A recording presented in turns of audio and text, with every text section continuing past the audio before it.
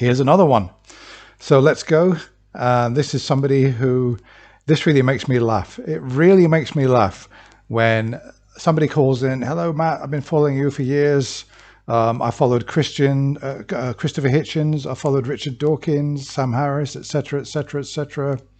I followed you, and I was an atheist for all those years, and now I'm a born-again Christian. And we get so many of these calls, but what's really interesting is the reason for them abandoning lack of belief in God and then being convinced that actually Jesus is real. That's what I'm really interested in. So I'm missing out most of this call. This is a good one, just a few minutes worth. Let's have a listen to why he believes that God exists. Reason, or admit that you don't have one. Mm-hmm. The universe, Matt, is a good reason to at least give it a try. Look at the universe. We're not getting anywhere with this. Okay, let's stop there. Oh my God, that is absolutely brilliant. You see, you guys, I bring you the funniest clips. A lot of you guys out there are saying, new to my channel, what's the use of you, Stuart? You're just mumbling away over perfectly good clips. Leave it alone. No, but what you don't realize is I go through dozens and dozens of clips, hundreds of them, and I pick out the most entertaining, the most interesting, the most poignant, and the most revealing, so that you don't have to spend days and days going through hundreds of hours of clips. So if nothing else, even if you don't like my comments, you've got to appreciate the fact that I find the funniest and most interesting clips.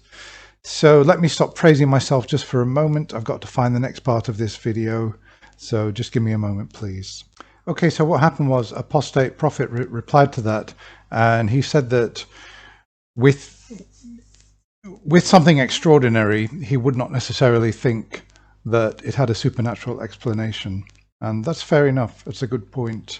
And it's the same with me. If I encountered something extraordinary, I would be looking for an explanation and looking for the most likely explanation. I would be looking for evidence and trying to piece together what happened.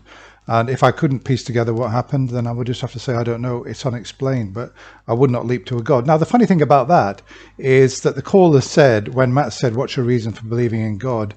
And he said, well, the universe, man, I mean, that's got to be that's got to be a good enough reason to give it a try. In other words, to give belief in God a try, because we've got the universe. Now, Apostate Prophet, bear in mind, he's talking about something extraordinary, but the existence of the universe is not something extraordinary.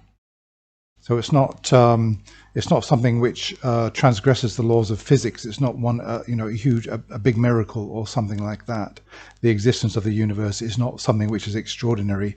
It's just a basic fact which obviously presents itself before us. So anyway, let's go on with this and hear what he's got. We've gone past Apostate Prophet and hear what Matt and the caller have got to say. You say, of course, Jacob, I don't believe you. Oh, yeah. Okay. So he's saying, of course, to everything that I just summarized about what Apostate Prophet was saying, that we need method for determining the explanation for an extraordinary event, for example. I have zero respect for what you're saying, and I don't believe you. And it's because you keep demonstrating that you're not listening and you're not pausing to think about the questions. Because I said that you didn't have a good reason and couldn't give a good reason for belief. And the next words out of your mouth was, the universe, man, the universe is a good reason to at least give it a try.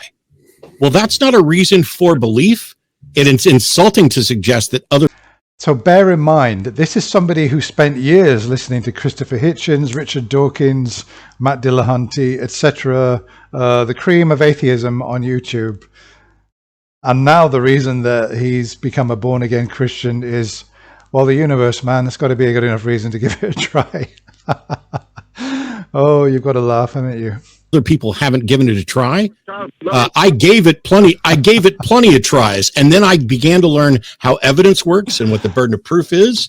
And I learned that there's no way to confirm supernatural causation currently. And I learned after years and years and years of listening to people like you call in and talk about how they used to be an atheist and now they're a Christian, but they can't give one fucking even remotely reasonable reason for it. I think we are done here. Yeah, you have to curse me out. I don't have to curse you out. I didn't have to curse you out, and you don't get to tell me what fucking words I can use on my own fucking show. I'm sorry that you got backed into a corner and had to acknowledge that you don't have any good reason, but you don't get to tell me how to talk. Goodbye. Okay, brilliant. I loved it. Absolutely loved it. We've got yet another Christian who's called in, and all he could say about his reason for belief in God is the existence of the universe. Something can't come from nothing, effectively. God of the gaps, and he really couldn't even properly articulate it. Completely debunked the fellow, and the unfortunate thing is the guy sounds too stupid to actually go away and analyze and feel bad about making such a jackass out of himself in front of all the atheists and theists on YouTube. He actually sounds too utterly stupid. It's really hard to believe that he sat through years of Hitchens, Dillahunty et al. And he abandoned a lack of belief in God for the God of the gaps. It's absolutely unbelievable, but there we are. That's what he claims. So let me know what your comments are. I thought that was another good call that I picked out for you. Hope that you enjoyed it. I hope it amused you. I'll be back again with another one very soon. Bye for now.